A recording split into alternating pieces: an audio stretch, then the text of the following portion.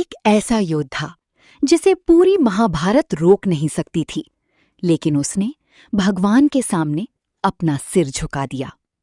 और यही योद्धा आज बाबा श्याम के नाम से लाखों लोगों के दिलों में बसते हैं।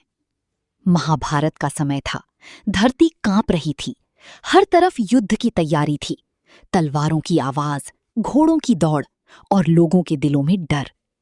उसी समय दूर से एक युवा योद्धा आता दिखाई दिया, नीले घोड़े पर सवार, आंखों में आग, लेकिन चेहरे पर अजीब सी शांति।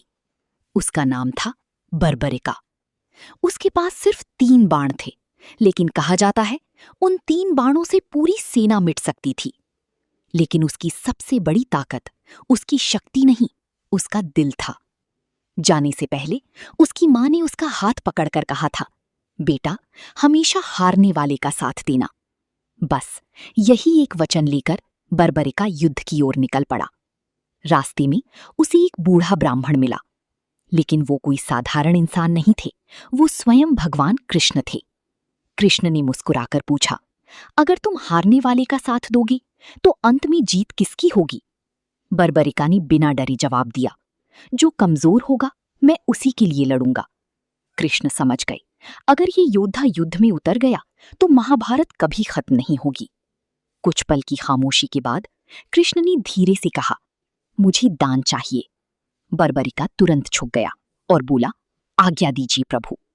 फिर कृष्ण ने वो कहा जिसे सुनकर समय भी रुक गया, मुझे तुम्हारा शीश चाहिए। एक पल के लिए सब शांत हो गया, लेकिन बर्बरिका डरा नहीं। उसकी आंखों में आंसू थे, लेकिन चेहरे पर मुस्कान भी। उसने हाथ जोड़कर कहा, अगर मेरा शीश धर्म के काम आ जाए तो मेरा जीवन सफल है प्रभु।